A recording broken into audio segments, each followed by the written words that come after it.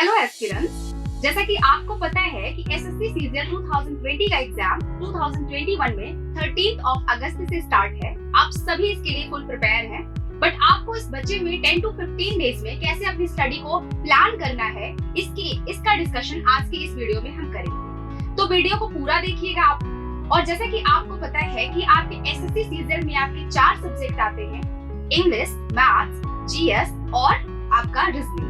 तो आपको इन चारों सब्जेक्ट में एक अच्छा मार्क्स गेन करने के लिए इस बचे हुए 10 to 15 डेज में आपको एक नया स्ट्रेटजी, एक अच्छी स्ट्रेटजी आपको फॉलो करनी है। तो आपकी मैथ्स की स्ट्रेटजी बताने के लिए हमारे साथ है मनीष सर आएंगे और मनीष सर आपको बताएंगे कि आपको मैथ्स में क्या स्ट्रेटजी फॉलो करनी है। So Manish sir please come. Thank you ma'am.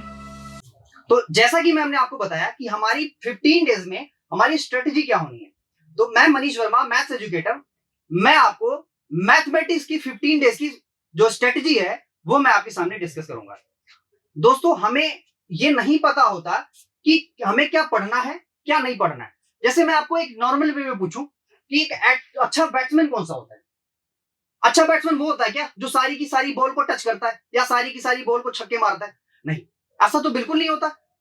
अच्छा बैट्समैन दोस्तों वही होता है जो अच्छी बॉलों को छक्के चौके मारता है और जो ऐसी मतलब आउट होने वाली बॉल्स होती है ना, मतलब उसको लेफ्ट कर देता है। तो दोस्तों ठीक उसी तरह से you are a batsman in this examination. और आपको क्या करना है दोस्तों, आपको ये पता होना चाहिए कि आपको किस बॉल पे छक्के मारने और कौन सी बॉल आपको लेफ्ट करनी है।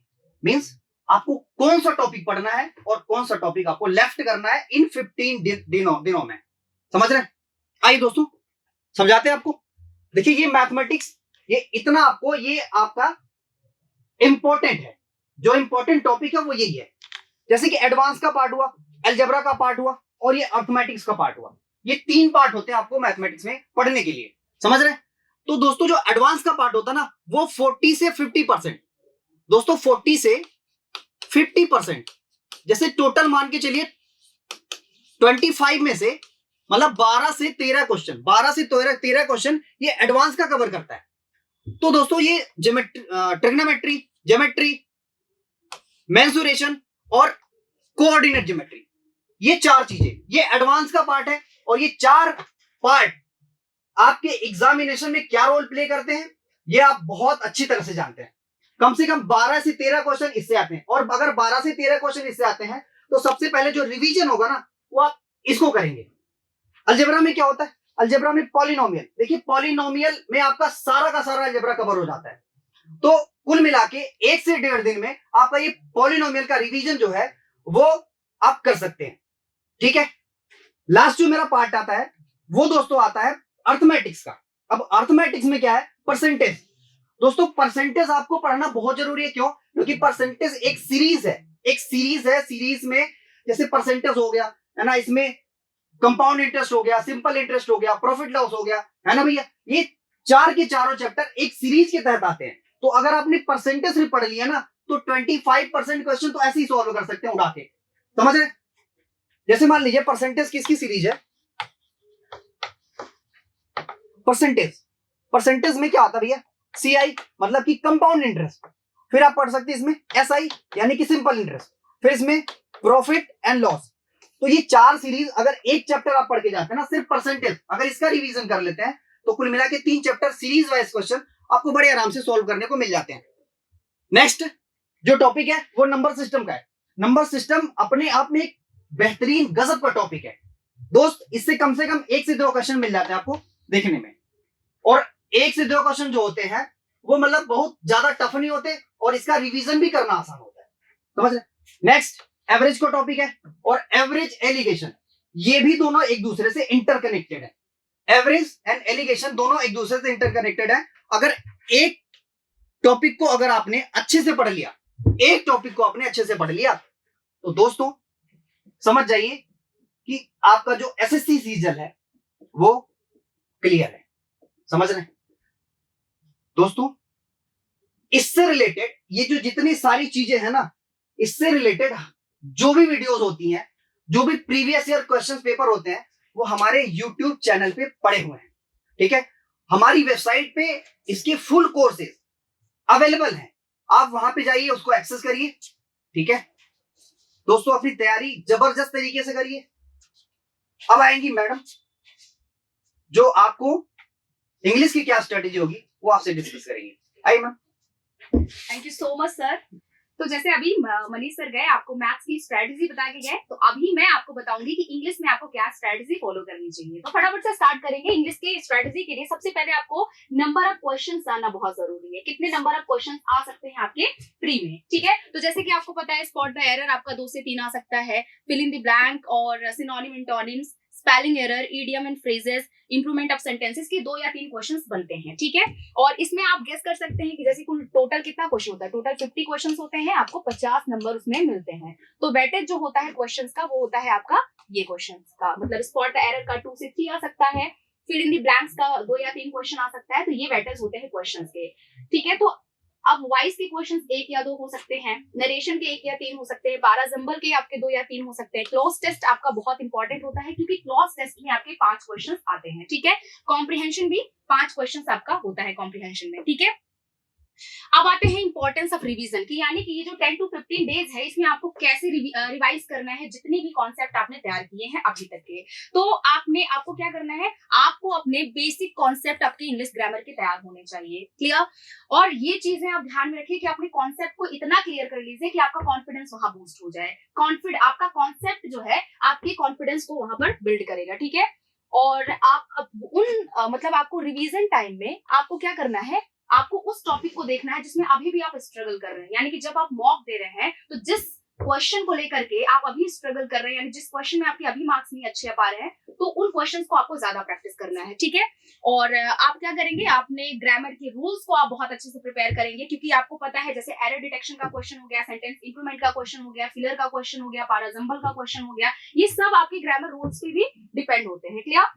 सो ये आप चीजें फॉलो करेंगे तो आप एक अच्छा स्कोर कर पाएंगे इंग्लिश के सेक्शन में। फिर आपको कौन सा टॉपिक इंपॉर्टेंट है जो आपके एसएससी सीजन प्री में आएगा ही आएगा, तो वो टॉपिक है आपका, सबसे पहला टॉपिक है सब्जेक्ट वर्ब एग्रीमेंट। मैं आपको बता दूं कि 50% आपका जो है एरर आपका आता है सब्जेक्ट वर्ब एग्रीमेंट से, ठीक है। तो सब्जेक्ट वर्ब एग्रीमेंट आपको एकदम प्रिपेयर करके जाना है। अगर आप मॉक दे रहे हैं, तो अगर आप स्पेसिफिकली अगर आप हर सेक्शन का मॉक दे रहे हैं, तो सबसे पहला जो प्रेफरेंस देंगे वो आप देंगे सब्जेक्ट वर्ब एग्रीमेंट का, ठीक है।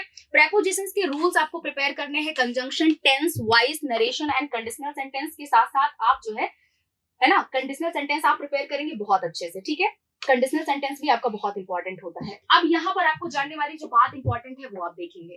पहली चीज तो ये है कि जब आप एग्जाम में बैठ रहे हैं, तो आपको क्या करना है, आपको जो सबसे इजीएस्ट क्वेश्चन है इंग्लिश का, जैसे कि आपका नरेशन हो गया, वॉइस हो गया, ये आपके कॉन्सेप्ट पर बेस्ड होते हैं, तो सबसे पहले आपको इजीएस्ट क्वेश्चन को ढूंढ ढूंढ के करना है। आप सबसे पहले करेंगे वॉइस के क्वेश्चंस और नरेशन के क्वेश्चंस करेंगे, क्योंकि एक ही कॉन्सेप्ट पे ये सारे क्वेश्चंस बेस्ड होते हैं, क्लियर। उसके बाद से आप आ जाएंगे अपने सब्जेक्ट वर्ब एग्रीमेंट पे, टेंस पे आ जाएंगे। तो ये कुछ ऐसे टॉपिक्स हैं जो आपको पढ़ के जाना है, अपना तैयार करके जाना है, और ये आपका क्या होता है, स्कोरिंग टॉपिक होता है। तो इतने टॉपिक्स को आपको क्लियर करना है।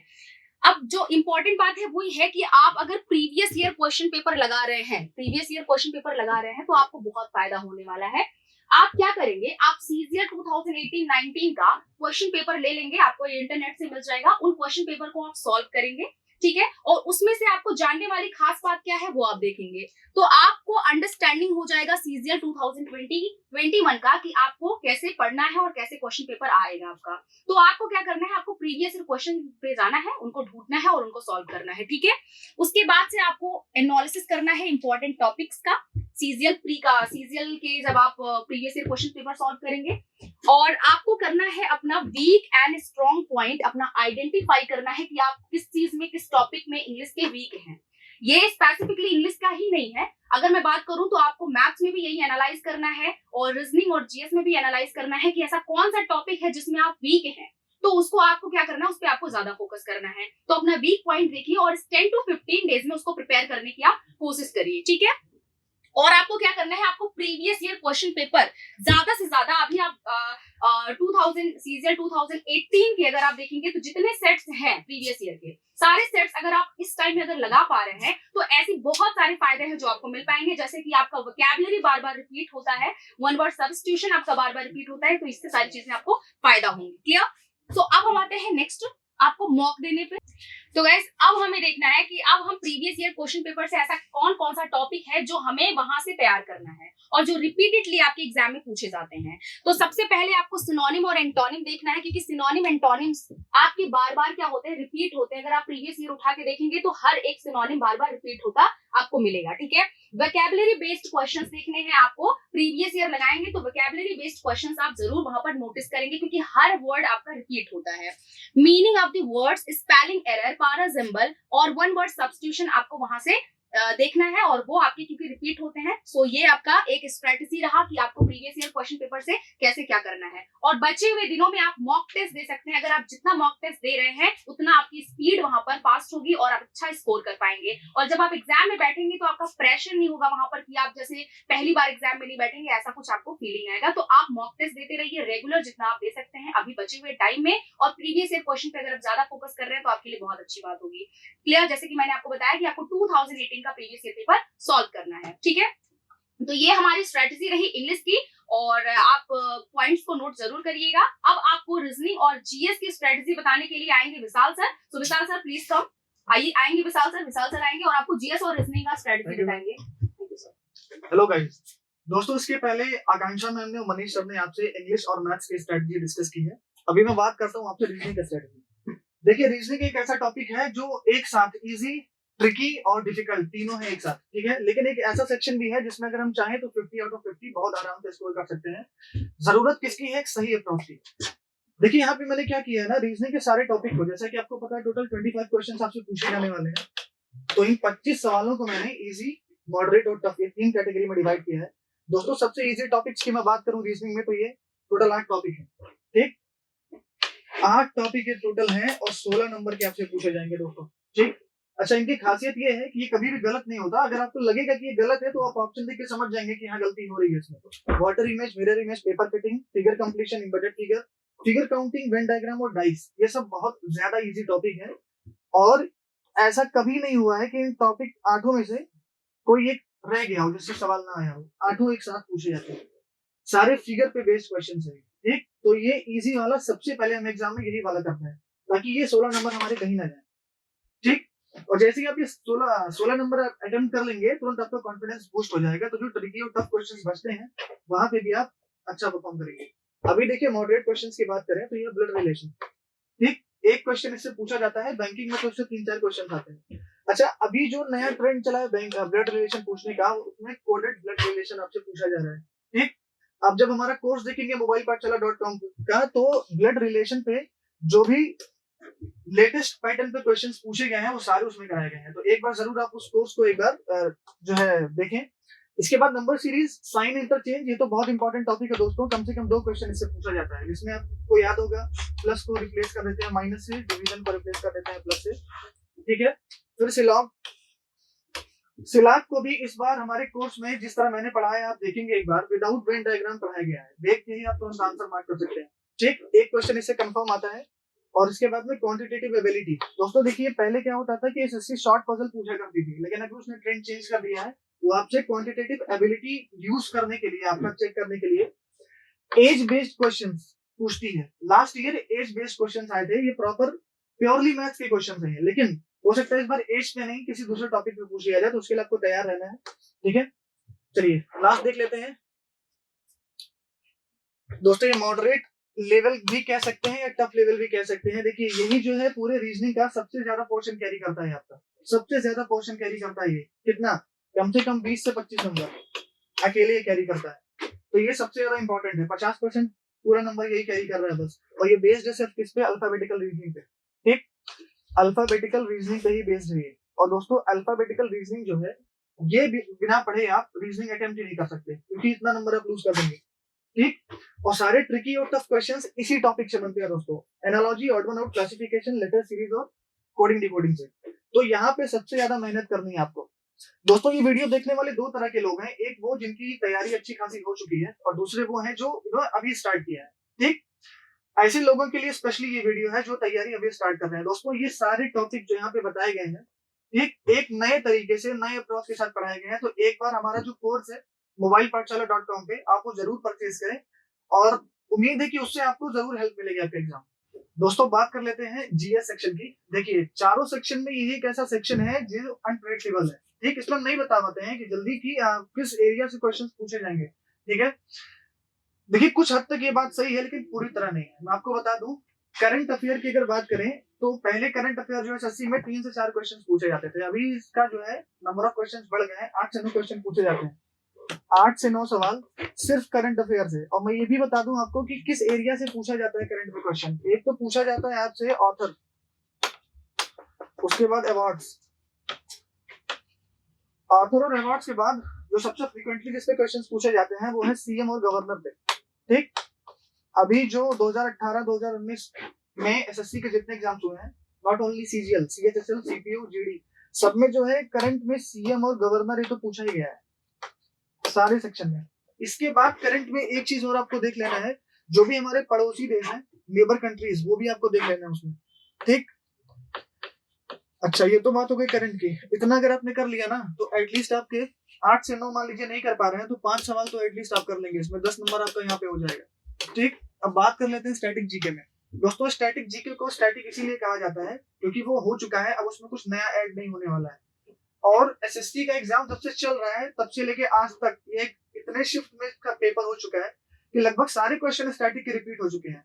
तो मैं आपको ये बताना चाह रहा हूँ, स्टैटिक वाले पोर्शन में जितने भी टॉपिक है, जैसे हिस्ट्री हो गई, एंशिएंट, मेडिवल, मॉडर्न, पॉलिटी हो गया, इकोनॉमिक्स हो गया, ज्योग्राफी हो गया, ठीक है, ये सारे टॉपिक आप सिर्फ प्रीवियस ईयर पेपर को से ही कवर कर सकते हैं। आपको किसी बुक को यूज करने की जरूरत नहीं है। प्रीवियस ईयर पेपर उठाइए, डायरेक्ट एमसीक्यू के आंसर याद कर लीजिए। ठीक, एमसीक्यू सबसे जल्दी याद होता है दोस्तों। ये स्ट्रेटेजी हो गई आपके लिए जीएस की। तो जैसा कि मनीष सर ने आपको मैथ्स की स्ट्रेटजी बताई और विशाल सर ने आपको जीएस और रीजनिंग की स्ट्रेटजी बताई, तो उस स्ट्रेटजीज को अगर आप फॉलो करेंगे 10 to 15 डेज में तो आप बहुत ही बेहतर स्कोर कर सकेंगे। और आपको बस इतना करना है कि कुछ नया नहीं पढ़ना है, आपने अभी तक का जो कुछ भी पढ़ा है उसको रिवाइज करिए, मॉक टेस्ट देते रहिए, इससे आपकी स्पीड रैपिड होगी और आपका नर्वसनेस जो एक बार एग्जाम में जाने के बाद आप जैसे नर्वस हो जाते हैं वो नर्वसनेस आपकी कम हो जाएगी। और जितने भी स्टूडेंट अभी तैयारी कर रहे हैं या आप मेंस की तैयारी कर रहे हैं तो आप हमारे कोर्सेज mobilepathshala.com से एक्सेस करके तैयारी कर सकते हैं। सारे कोर्सेज अवेलेबल है, एसएससी सीजीएल के सारे सब्जेक्ट्स के कोर्सेज अवेलेबल है, तो आप हमारी वेबसाइट mobilepathshala.com से ले सकते हैं, सारे कोर्सेज को तैयारी कर सकते हैं अपनी। और मोबाइल पाठशाला का एप्लीकेशन भी आप डाउनलोड कर सकते हैं, मॉक टेस्ट वहां पर सारे कोर्सेज के अवेलेबल है, तो आप वहां से मॉक टेस्ट भी दे सकते हैं। और उसके बाद से आपको बस आप तैयारी अपनी स्टार्ट करिए। आपको बेस्ट ऑफ लक। अब बताएंगे मनीष सर आपको। देखिए जी, टॉपिक्स की ट्रिक वो हम सारे लोग बता सकते हैं, लेकिन मेहनत की कोई ट्रिक नहीं होती, मेहनत का कोई शॉर्टकट नहीं होता।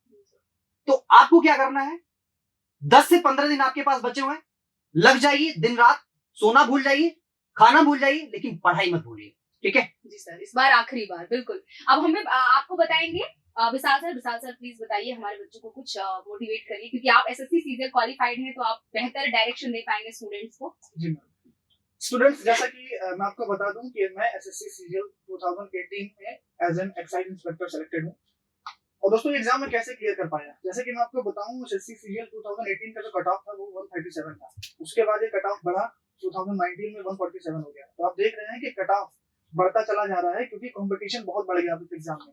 अब आपको चाहिए पहले तो सही माइंडसेट, दूसरा बहुत ही अलग टाइप के अप्रोच चाहिए, नए क्वेश्चन को डील करने की टेंडेंसी चाहिए, इसीलिए कंपटीशन एग्जाम में इतना बढ़ गया है। तो दोस्तों जो हमारी ये कोर्स है, जो हमारा कोर्स है mobilepathshala.com वाला, इसमें इन्हीं सारी बातों का ध्यान रखा गया है। पहली बात तो कॉन्सेप्ट सारी बहुत डिटेल में डिस्कस किए गए हैं, दूसरा नए अप्रोच क्वेश्चंस को डील करने के लिए, और तीसरा बहुत ही डिटेल्ड वे में सोल्यूशन जो है यहाँ पे कराया गया है, और नए नए ट्रिक्स, ताकि जो है एग्जाम में आप लगभग सारे क्वेश्चंस अटेम्प्ट कर पाएं। क्योंकि दोस्तों इस बार जो कट ऑफ है ना वो इस कदर बढ़ गया है कि आपको लगभग सारे सेक्शन में 95% एटलीस्ट स्कोर करना पड़ेगा। कंपटीशन बहुत ज्यादा बढ़ गया है। तो जी सर ने आपको जो स्ट्रेटजी बताई वो बहुत ही जरूरी, बहुत इंपॉर्टेंट है आपके लिए, तो आपको वो स्ट्रेटजी आपको फॉलो करनी है। और आप इस टाइम में 10 to 15 डेज में आप कुछ नया नहीं करेंगे, कुछ नया पढ़ने की कोशिश नहीं करेंगे, आपने जो अभी तक पढ़ा है उसको रिवाइज करने का बार बार काम करेंगे। और ये चीज ध्यान में रखेंगे कि बहुत ज्यादा नर्वस नहीं होना है एग्जाम टाइम में, कि अभी 10 to 15 डेज है और तैयारी नहीं अच्छी हो पाई है, तो बिल्कुल नर्वस नहीं होना है। और अगर पेपर इजी भी आ जाता है या फिर बहुत टफ भी आ जाता है तो भी कोई दिक्कत नहीं है, क्योंकि डर के नर्वसनेस में और खुशी के एक्साइटमेंट में आप बहुत ज्यादा गलतियां करते हैं। तो एकदम आपको काम रहना है, कूल रहना है, चिल रहना है, गाना सुनिए। और आपको जैसा कि विशाल सर ने बताया कि हमारी वेबसाइट पे सारे कोर्सेज अवेलेबल हैं एसएससी सीजीएल के प्री और मेंस के, तो आप उन कोर्सेज को एक्सेस करके अपनी तैयारी बहुत अच्छे से स्टार्ट कर पाएंगे और बहुत ही इजी तरीके से, बहुत अच्छे से, यानी कि जो कट ऑफ आपका आजकल हाई जा रहा है उसके अकॉर्डिंग हमारे कोर्सेज हैं, तो उनको एक्सेस करिए, अपनी पढ़ाई तैयारी अपनी स्टार्ट करिए गाइस। अब सर हमारे मनीष सर आपको मोटिवेट करेंगे, अच्छा सा मोटिवेशन बताएंगे हमारे स्टूडेंट्स को। सर प्लीज बताएं सर कुछ। देखिए बच्चों, क्या है कि जब आप एग्जामिनेशन हॉल में बैठे जाइए ना, तो सबसे पहले क्या है कि ना हाथ पांव फूलने लगते हैं, बट ऐसा आपको बिल्कुल नहीं करना। जी सर। कभी भी आप जब भी आप पेपर देने जाइए तो सबसे पहले आप माइंड को कूल रखिए, ठीक है, आराम से, मतलब किसी से बातें करिए या करते रहिए किसी से बातें, क्योंकि ये आपको प्रेशर हैंडल करने में मतलब बहुत मदद करता है। बिल्कुल सर, अपने कॉन्सेप्ट को आप क्लियर रखिए, आपका कॉन्फिडेंस वहीं से बूस्ट हो जाएगा। तो कॉन्सेप्ट अगर आपके क्लियर रहे तो एग्जाम में आप कैसा कर पाओगे ये तो आपको अच्छे से पता ही होगा, लेकिन अपने कॉन्सेप्ट को आप प्रिसाइजली रखिए। जी मैम बिल्कुल। और एक लास्ट चीज मैं आपको बताना चाहूंगा दोस्तों, जो हमारा ये कोर्स है, अगर आप चाहें तो उसका डेमो वीडियो जो है यूट्यूब पे देख सकते हैं, तो एक बार प्लीज आप डेमो वीडियो जरूर देखें और ये कोर्स परचेज करें। बिल्कुल बिल्कुल, तो आप डेमो वीडियो देख सकते हैं हमारे YouTube चैनल मोबाइल पाठशाला पर, और कोर्सेज को एक्सेस कर सकते हैं mobilepathshala.com से। तो बहुत ही बेहतर कोर्सेज हैं, आपकी तैयारी बहुत धूमधाम से होगी और आप एकदम चिल रहिए। आपको बेस्ट ऑफ लक हमारी पूरी टीम से, और एग्जाम में अच्छा स्कोर करिए और मेंस के लिए तैयार हो जाइए। मेरे बाजीगर हैं आप सभी। Best of luck. So best of luck guys, best of luck.